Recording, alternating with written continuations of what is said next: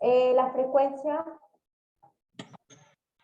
que dependía mucho de la frecuencia de consumo, del tamaño y de la preparación. Por ejemplo, a quienes les gusta muy asada o a los que les gusta muy 3/4, entonces allí sí hay una ligera relación con el desarrollo de cáncer. Entonces, sin embargo, ¿qué concluyó? Esto fue un estudio que solicitó la Organización Mundial de la Salud.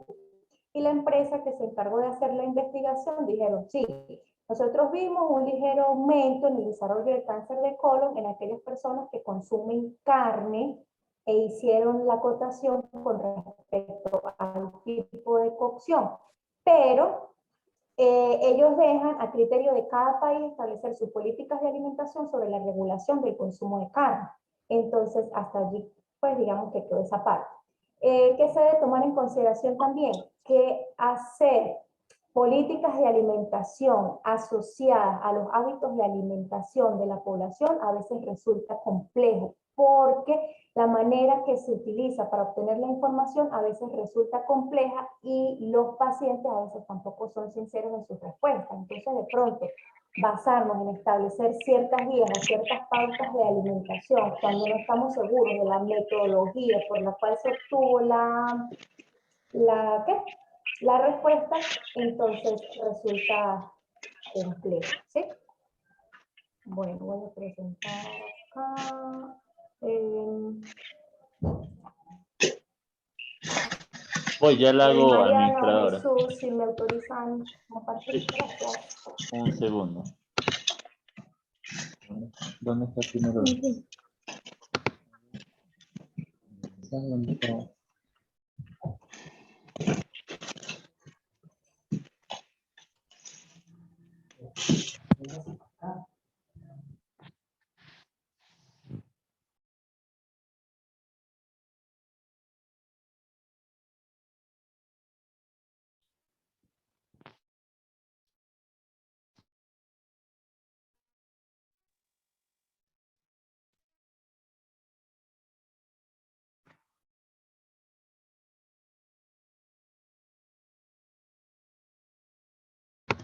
Listo. Listo, licenciada.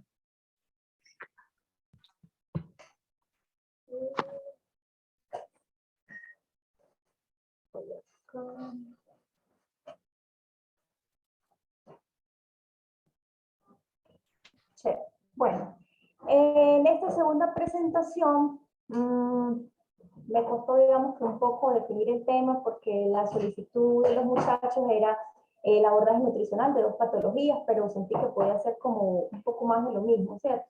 Entonces decidí buscar tendencias en alimentación y nutrición y de las 4 o 5 que salieron en esta búsqueda, entonces me llamó mucho la atención esta de comida real o real fooding, ¿sí? Bueno, ya me conocen, Milosca Rodríguez, nutricionista. Entonces, el real fooding o comida real, exactamente qué significa. Tenemos los principales promotores sobre esta tendencia, ¿sí? El primero de ellos fue un dentista, el segundo de ellos es un periodista y el tercero de ellos, el que ha estado como más en boga en los últimos años, es Carlos Ríos, casualmente nutricionista. ¿Sí?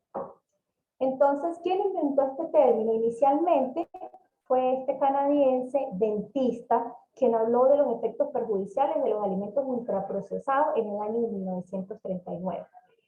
También escribió un libro que se llama Nutrición y Degeneración Física en el mismo año. ¿Qué concluyó él? Que realmente mientras más ingredientes tuviera un alimento, significa que era ultraprocesado y que por consiguiente no iba a tener todo el aporte de energía y nutrientes que el cuerpo necesitaba para poder prevenir enfermedades. Sobre este señor posteriormente se creó como una asociación, ¿sí? Que realmente es bastante controvertida respecto a la información que ellos ofrecen, porque incluso son antivacunas. Entonces, realmente, digamos que no tuvo el auge que probablemente su fundador quería. Un poco más reciente tenemos entonces a este norteamericano, periodista, se hace llamar como especializado en cuestiones de nutrición y él está en defensa de la comida. Su consigna es que si un alimento no es aquel que una de nuestras abuelas ofrecería, entonces significa que es un alimento ultraprocesado. Partiendo que en años anteriores, entonces la alimentación era mucho más sana, era más del campo a la mesa, sin pasar por tantos procesos a nivel de la industria, y que esos procesos que recibían los alimentos condicionaba la adición de ciertos aditivos químicos para garantizar características organolépticas en un producto por un periodo de tiempo mucho más prolongado. Luego tenemos acá que aproximadamente en el 2018 aparece Carlos Ríos. Es un español, nutricionista dietista, fíjense, creador del movimiento de Real Food. Su misión, luchar a través del conocimiento contra las multinacionales de los productos ultraprocesados y devolver la comida real a la población. Sin embargo, ha sido atacado y tildado de generar trastornos de la conducta alimentaria. Fíjense acá, él dice, o dentro de su eslogan, es movimiento, o sea, un estilo de vida. Para él esto no es hacer dieta. Él dice que no condiciona el trastorno de las conductas alimentarias, sin embargo, profesionales de la salud en el área de la psicología y de la psiquiatría dicen que sí, porque si se tienen pacientes que tienen trastornos de las conductas alimentarias, ya sea anorexia, bulimia, trastornos del dimorfismo corporal, y entonces caen como en esta tendencia, se van a volver mucho más obsesivos y que su trastorno de conducta alimentaria puede empeorar. Cuando este chico inició, ¿qué era lo que él hacía? Se iba a las cadenas de supermercados más grandes en España y empezaba a revisar los productos que vendían como 100% naturales y se dio a la tarea de revisar y leer el etiquetado nutricional y digamos que ese es como el punto a partir del cual nace todo este movimiento. Entonces, en función del etiquetado nutricional, él decía, un ultraprocesado es un medio procesado o es un alimento que no contiene nada de ingredientes industriales y que por lo tanto se puede consumir a libre demanda. ¿Cuáles son los principios de este movimiento? Entonces, ¿qué promueve? Primero, elegir alimentos poco procesados, crear más conciencia de lo que se come, aprender a conocer las propiedades nutricionales de los alimentos, regresar más al tema de comidas caseras, comprar más fresco, preparar en casa y por consiguiente va a ser un alimento menos procesado. Él no elimina el consumo de alimentos. ¿Por qué? Porque él dice que esto no es una dieta, sino es un estilo de vida. Pero entonces nos preguntamos, ¿qué pasa con los pacientes diabéticos o con los pacientes renales? Entonces, probablemente este sea un movimiento que puede ser adoptado por personas o por población sana. ¿Sí? ¿Cómo lo pueden lograr? Bueno, cultivar y comiendo en casa. Adquirir los productos menos procesados y él establece una regla de 5 que un poquito más adelante se los explico. No olvidar el ejercicio y muy importante, no contar calorías, porque él dice pues que esto no es una dieta. ¿Cuál es la regla de los 5? La regla de los 5 dice que si contiene más de 5 ingredientes distintos y que algunos de ellos son azúcares, harinas refinadas, aceites vegetales refinados, aditivos o sal, estamos hablando de un alimento ultraprocesado. Entonces ahí es donde viene un poco todo el tema de marketing a nivel de industrias y empieza como un toma y dame de que sí es ultraprocesado o que no es ultraprocesado. Entonces, en líneas generales, ¿qué pasa con los alimentos? Este movimiento clasifica los alimentos en 3 grupos. El grupo 1, que son alimentos frescos, por ejemplo, las frutas y carnes. El grupo 2, buenos procesados, que son los procesados o elaborados bien sea de forma artesanal o a nivel de la industria, pero que tengan menos de 5 ingredientes de los que termino de mencionar. Y los grupos de alimentos ultraprocesados, que son los alimentos listos para servir. Él está principalmente en contra. ¿Por qué? Porque dice que tiene más de 5 ingredientes, porque necesita muchos aditivos químicos para que el producto conserve sus características por un tiempo, digamos, relativamente largo a nivel de anaqueles, pero que en el momento que yo llegue a la casa y lo caliente, él me quede como un alimento fresco. Entonces, el grupo 3 de ultraprocesados, pues prácticamente Algo que es muy importante acá y quiero mencionarles es que esta información que les estoy presentando es una visión general.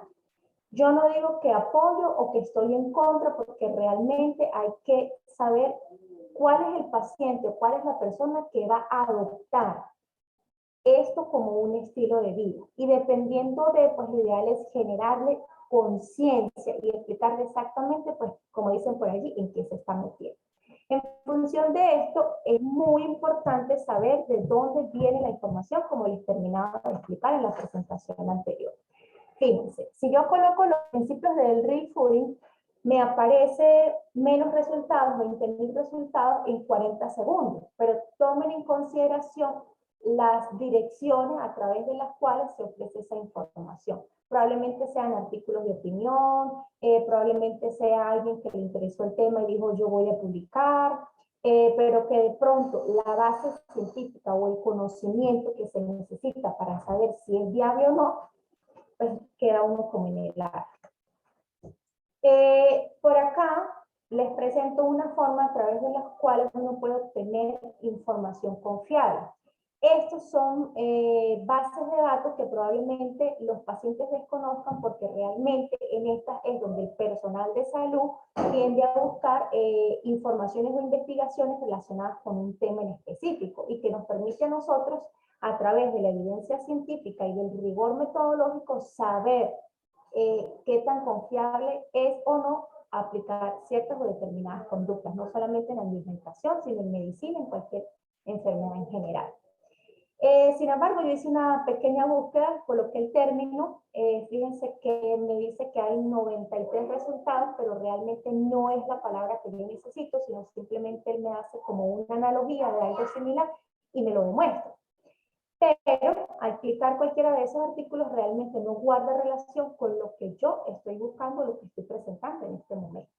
También existen otros medios de obtener información, como por ejemplo las revistas de nutrición hospitalaria, los anales venezolanos de nutrición, el CERIER, la Sociedad Venezolana de Medicina Interna, la revista venezolana de endocrinología y metabolismo, tenemos las guías de prácticas clínicas, donde allí se publica información con rigor científico que realmente a nosotros nos da seguridad al momento de adoptar una conducta y poder aplicarla en una determinada población. Sin embargo, pues a veces el paciente se va directamente a Google, el primer resultado que salió es el que mira, es el que lee, si de pronto le atrapa o cree que las recomendaciones que allí salen son las correctas, el paciente va a empezar a cumplir eso sin saber si realmente desde el punto de vista de alimentación estaría cubriendo sus requerimientos, estaría quedando con un déficit o un exceso de determinados nutrientes y cómo puede llegar a impactar eso en el estado nutricional y por consiguiente en el estado de salud. Entonces, después de hacer toda esa búsqueda, quedamos como, y entonces, vamos a hacer una escena del crimen, entonces este personaje me dice esto, este otro personaje me dice aquello, y terminamos como en una lluvia de ideas que muchas veces no es concisa o precisa la conclusión que se obtiene. En aras de todo esto, conseguí, fíjense, un artículo, dice, en busca de la dieta ideal. Este artículo, si ven en la parte inferior izquierda de la presentación, dice que es elaborado por un economista. Entonces, fíjense que cualquiera que le interese un tema de nutrición, investiga, lee y saca un artículo. Sin embargo, no me pareció del todo descabellado. Si llama mi atención la profesión que ejerce este señor, dice que es economista, vive en España, trabaja en un hotel donde está a cargo del servicio de bebidas y de alimentación y que se encarga de hacer turismo. Entonces, básicamente, ¿qué nos dice él? O agrupó esa famosa o la supuesta dieta ideal por generaciones.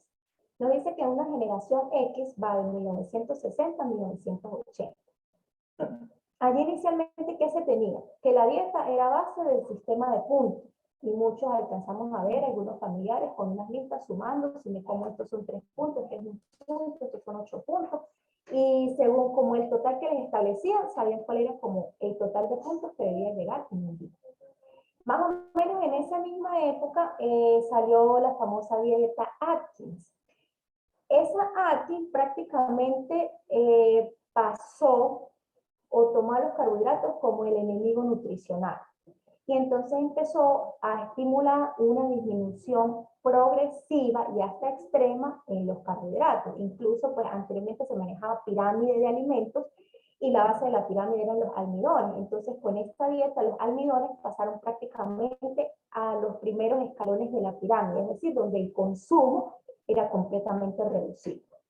Luego de eso pasamos a una época que fue entre 1980 y 1995.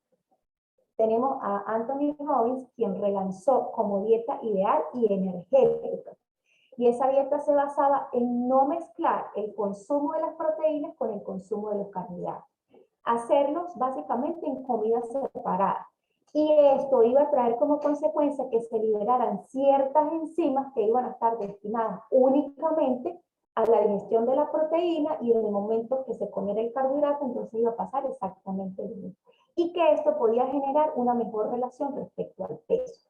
Posteriormente, pues también salió la dieta macrobiótica, el vegetarianismo, que realmente las primeras personas que se inclinaron por este estilo de alimentación fueran considerados como algo extraño porque no se entendía por qué no querían comer productos de origen animal. Tenemos otra que también fue, no tuvo como mucho auge, pero también estuvo en esta época, y fue la dieta de índice glucémico. La dieta de índice glucémico está orientada más que todo hacia los pacientes que son diabéticos, pero tiene ciertas consideraciones. Sin embargo, en este caso, el autor de esta dieta que decía que se debía comer los alimentos de alto índice glicémico en la mañana al mediodía y los de bajo o casi ningún aporte de índice glicémico bajo por la noche. Esto con la finalidad entonces de que la insulina, que es una hormona anabólica, es decir, que nos ayuda a la formación, tuviera una menor producción en la noche y que entonces eso iba a tener un efecto positivo en el mantenimiento o la pérdida de peso. Entonces, fíjense que son modificaciones de una previa que se ha ido dando a lo largo del tiempo. Luego tenemos otra acá, que es la postmillennial, que fue aproximadamente entre 1996 y 2010. Tenemos entonces la dieta Duncan, que fíjense que fue una variación de la Atkins. ¿Qué les decía? Sobre la pirámide de alimentos, los carbohidratos quedaron en la punta, donde prácticamente el consumo era muy puntual en cantidades muy pequeñas. Luego tenemos otra dieta que fue mezclar bajos carbohidratos de los que se utilizaban en la dieta de Atkins con selección de hidratos de carbono de bajo índice glicémico, como la que les terminaba de explicar. Y la otra dieta, a ver, no alcanzo a ver muy bien, de disociación insulínica, que permitía adelgazar mientras dormía. Entonces era más o menos como el mismo principio de la dieta de bajo índice glucémico. Entonces fíjense que si nos ponemos a ver, realmente no es nada nuevo. Son como variaciones que se han hecho de las primeras dietas ideales que surgieron.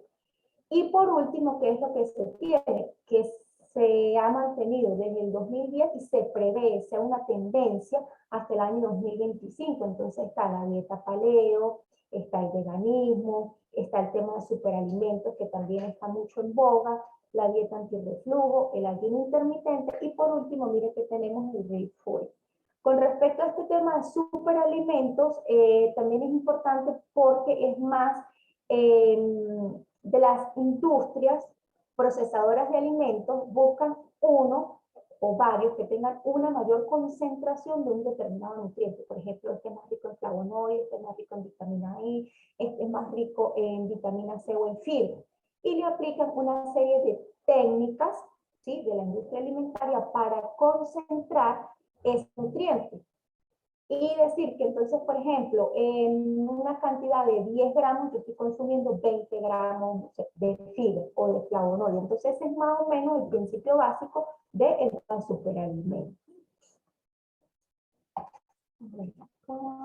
Bueno, esta será un poquito más corta. Entonces, para concluir, ¿qué les tengo yo? Primero, debemos reconocer que cada individuo es completamente diferente, así como sus necesidades nutricionales. No es lo mismo un hombre de 50 a una mujer de 50, un niño que es deportista a uno que no lo sea, a una mujer que está en periodo de lactancia a una que esté en el periodo de embarazo. Y por consiguiente, sus requerimientos nutricionales siempre van a ser diferentes. ¿Qué más tengo para decir? Que debemos aprender a comer. y restringir solamente aquello que se haya identificado como causante de algún síntoma gastrointestinal. Es el caso de la gastritis, no, es que pues, yo tengo gastritis y a mí los lácteos me caen muy mal, entonces bueno, eliminamos los lácteos. Pero yo tengo otro paciente y me dice, yo tengo gastritis, pero a mí los cítricos me caen bien. Entonces también es aprender del paciente lo que él ya sabe que no tolera y tomarlo en consideración cuando tengamos que hacer alguna intervención nutricional. Hacer cambios guiados, esto es lo más importante. Las enfermedades metabólicas, y con esto me refiero, por ejemplo, a la enfermedad renal, a la diabetes, a los problemas de colesterol o triglicéridos elevados, a la resistencia a la insulina, al cáncer. ¿Sí? Entonces, estas son enfermedades que requieren ajustes en la alimentación habitual y que estos cambios no deben ser aplicados o sin la intervención o la orientación de un profesional en nutrición. ¿Por qué les digo esto? Porque caemos entonces al mismo tema. Salí del médico y entonces tengo el colesterol alto y me voy a internet. ¿Qué hago para bajar el colesterol? Y entonces hay cosas que sí pueden ser recomendaciones generales que no van a generar impacto negativo, pero hay otras que probablemente sean muy drásticas, que el paciente empiece a realizarlas y que realmente en el tiempo no las pueda mantener. Entonces todos los cambios deben ser guiados. Aquellos que piensan que no tienen tiempo para una alimentación saludable, tarde o temprano encontrarán tiempo para la enfermedad. Sin ir muy lejos, fíjense que estas palabras las dijo Edward Stanley, un político inglés que falleció en 1869. Y miren lo sabio de sus palabras. Bueno, muchísimas gracias nuevamente por acá en mis redes sociales, mi correo en caso de alguna duda o pregunta. Y bueno, ya ustedes me dicen si tenemos algo por el chat para responder. Muchas gracias. Excelente, licenciada Ninojka, muchísimas gracias. Me parece que el tema estuvo muy bonito y claro. Muchachos, si tienen alguna pregunta. Y bueno, mientras, no sé si nos dará chance de aclarar las preguntas de la ponencia pasada. Sí, no hay problema. Unas poquitas preguntas. Nos pregunta Andrés Quirola. ¿El consumo de embutidos, carnes rojas y atún se debe disminuir al ser una dieta hiperproteica? Bueno, mi pregunta pues digamos así como que le devuelvo la pregunta. ¿Por qué considera que debe ser eliminado si al final me está hablando de una dieta hiperproteica? ¿Qué tenemos acá entonces? Por ejemplo, respecto a lo que es carne, ya dice, pues, este micrófono anda por ahí como bailando. Y creo que él hablaba de la ponencia de cáncer. Sí, pero es que hay un micrófono por acá que me está haciendo como mucho ruido y no logro opciones para silenciar. Será por acá. Bueno, sí, con respecto a lo de a la parte de cáncer, entonces fíjense, respecto al embutido, al atún, estaríamos hablando de que son pues alimentos enlatados, alimentos que son procesados. Respecto a la carne, pues ya les hice como la acotación en la pregunta relacionada con esto. Pero, ¿qué tengo que ver yo? Primero, la capacidad económica del paciente, porque si yo le digo, no, es que tiene que ser salmón porque necesito un alto contenido de omega 3 y el paciente no tiene para comprar salmón, entonces él me dice, a mí no me alcanza para el salmón, pero mire que yo sí puedo comer atún 2 veces por semana. Ah, bueno, entonces, ¿el atún cómo lo va a comprar? Bueno, compre una latica, que de preferencia sea la que viene en agua y no en aceite, entonces a ese atuncito píquele unos vegetalitos o vamos a hacer una croqueta, o sea, darle como ideas para mejorar el contenido nutricional de ese atún aún cuando es un producto enlatado. Lo mismo iría con el tema de embutidos, pues le preguntaría cuáles son los embutidos que normalmente él consume, en qué frecuencia y qué cantidad. Y en función de eso, pues, establecerle los ajustes.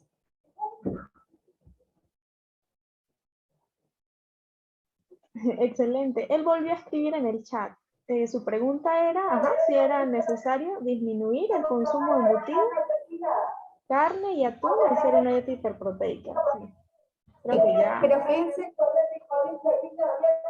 ay, qué pena, ese común aquí en Colombia, ese fondo de los que pasan vendiendo fruta en un carrito. Bueno, sí, lo que pasa es que por lo menos al ser hiperproteica yo debo considerar todos los productos de origen animal. Y si dentro de su alimentación él me dice que es común los embutidos y el atún, entonces ahí yo tengo que preguntarle con qué frecuencia, en qué cantidad, cómo los prepara, en qué momento del día los consume más, si es en el desayuno, si es en el almuerzo, y en función de eso, jugar un poco con la capacidad adquisitiva, porque viene nuevamente el ejemplo, no es que necesito salmón, pero no le da para comprar salmón. Excelente. Y la última pregunta era que en pacientes posquirúrgicos de tiroidectomía por cáncer sometidos a yodoterapia, ¿qué recomienda? Bueno, fíjense que en ese caso está ubicado, digamos que en el primer escalón de todo lo que es el proceso de dilución, ¿cierto? ¿Qué pudiera recomendarle yo? Primero tendríamos que conversar cómo está el proceso de dilución y cómo está la producción de saliva. Porque si la producción de saliva está muy baja, la capacidad para formar el bolo alimenticio también va a estar disminuida. Dependiendo de lo que él me diga, no, es que yo sí puedo tragar agua, yo de pronto puedo tragar sopa, pero de pronto, aunque quiero comer pollo, no puedo tragar pollo. Entonces tendríamos que trabajar sobre modificación en la consistencia o en las texturas de los alimentos y empezar a probar hasta qué punto le funciona el puré o hasta qué punto le funciona un triturado o una papilla. Perfecto. Y bueno, aquí en el chat vemos la pregunta de Andrés, que ya la respondía. Y vamos a ver. Ajá. En pacientes oncológicos, ¿cómo sería la elección de alimentos en cuanto a su carga e índice glucémico? Bueno, fíjense, en el caso del paciente oncológico, el tema de índice glucémico es relativo, porque como les mencionaba, es algo que por lo general se utiliza más en el paciente diabético, ¿correcto? Si bien, entonces tendríamos que ver cómo están los valores de insulina, cómo están los valores de glicemia, si se le hizo una curva de tolerancia, si fue un valor elevado aislado en una prueba de ayuno, qué situación de estrés tiene el paciente, si está recibiendo o no esteroides, porque todas esas son situaciones que le van a influir sobre ese valor de glicemia. Entonces, antes de saber si realmente ese beneficio sobre los alimentos por carga o índice glicémico, tengo que indagar un poquito más sobre qué me puede estar condicionando ese valor elevado. Excelente. Y la última pregunta es, ¿cómo se hace incidencia para abordar temas como el cáncer y la nutrición en las políticas públicas? Saludos, Lucas de Venezuela. Ay, Lucas, ¿cómo me ponen en aprieto? Bueno, el tema de salud pública, lastimosamente en Venezuela en este momento, realmente resulta complejo en la implementación o el diseño de políticas adecuadas que me permitan implementar un programa. ¿Por qué? Porque sabemos que la seguridad alimentaria en Venezuela en este momento no está garantizada. Nosotros en su momento, entre el año 2013 más o menos, se dio curso a un programa de salud pública destinado al paciente oncológico que se buscó aplicar en los principales centros oncológicos pediátricos. Se incluyó algunas instituciones oncológicas de pacientes adultos y trabajamos como punto de referencia el Hospital Universitario de Caracas, ¿cierto? Nosotros digamos que éramos la cabeza y de allí salían las directrices a nivel nacional y fue un programa en el cual se buscaba garantizar la suplementación de calorías extra, de vitaminas, de proteínas a través de ciertos productos que se le entregaban a los pacientes. Y que eso pues iba calculado en función de las necesidades, de los tratamientos que los pacientes fueran a recibir, la frecuencia con la cual ellos, o el tiempo en el cual ellos iban a recibir ese tratamiento.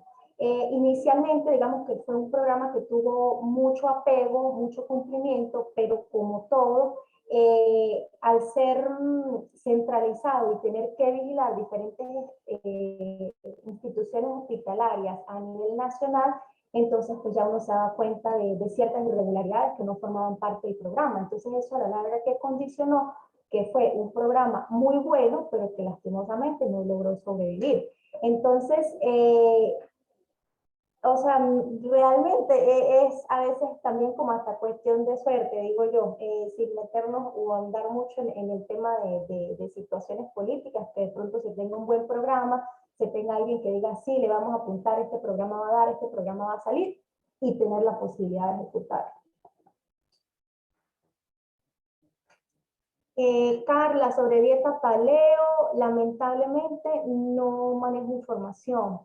Pero puedes buscar por Instagram a Carlos Lizama, un colega también egresado de la UCB, enfocado en la parte de deporte, y con él creo que puedes conseguir muy buenas respuestas. Por cierto, en relación con esa pregunta, casualmente nosotros tenemos una videoconferencia para la fecha tentativa es el 27 de este mes, 27 de mayo. También va a ser una licenciada graduada de la Universidad de los Andes, su nombre es Marisol Jolot, y va a hablar sobre dieta paleo, dieta keto y la tendencia alimentaria de ayuno intermitente. Entonces, atentos. Perfecto. Sí. Chévere, chévere. Muchas gracias. Aquí Jessica pregunta, Sí. ¿alguna especialización o diplomado relacionado a cáncer y nutrición que nos pueda recomendar? Bueno, realmente mis inicios en cáncer fue de la mano de una dura, para mí la mejor de nutrición en Venezuela, la profesora Gertrudis Adrián Zagatista, mi profe Tuli. ¿Qué puedo decir? De ella aprendí muchísimas cosas. Algo como tal, que yo haya visto así, que diga confiable, que de pronto valdría la pena, es uno que he visto que ha estado circulando mucho el anuncio por Instagram, es en España. Lo bueno es que es 100% virtual, tiene su plataforma pues súper buena para el tema de académico, el costo pues realmente es importante, pero si tienes la posibilidad, sería bueno. Excelente. Y la última pregunta es referente a la postiroidectomía total. ¿Qué alimentos recomienda como tratamiento complementario al Eutirox? La postiroidectomía. Bueno, en el caso de los alimentos, para efectos de lo que es tiroides, dependen, o sea, hay alimentos que están como recomendados y no recomendados. Pero yo siempre parto del principio de los no recomendados, qué cantidad de alimentos tú estás consumiendo que de pronto el aporte me puede influir positivo o negativamente sobre el funcionamiento de esa tiroides. Habría que ver también postiroidectomía, cómo quedaron esos valores de hormonas tiroideas, qué tratamiento farmacológico va a continuar, y una vez que se tenga eso definido, poder hacer un mejor abordaje.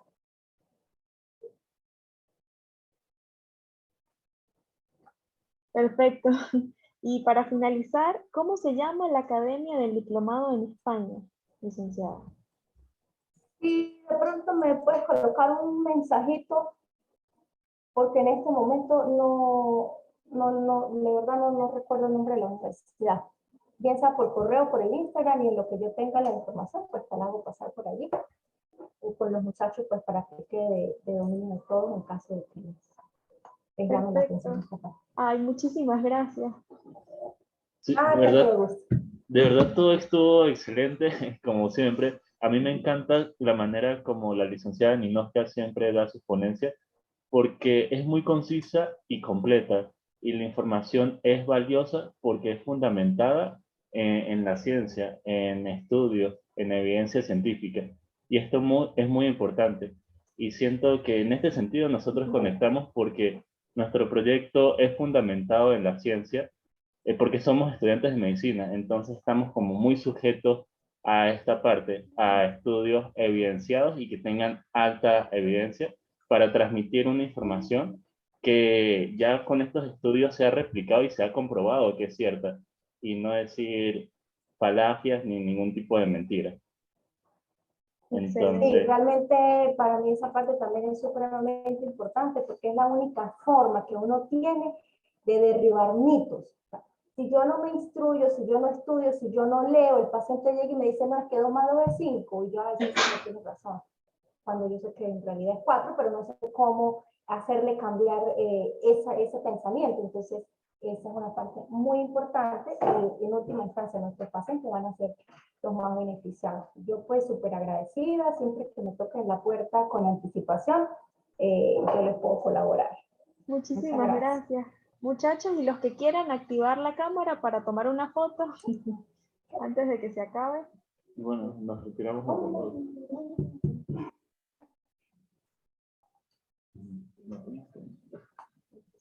Okay.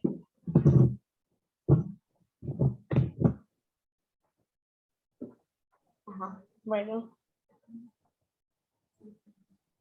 Sonrían.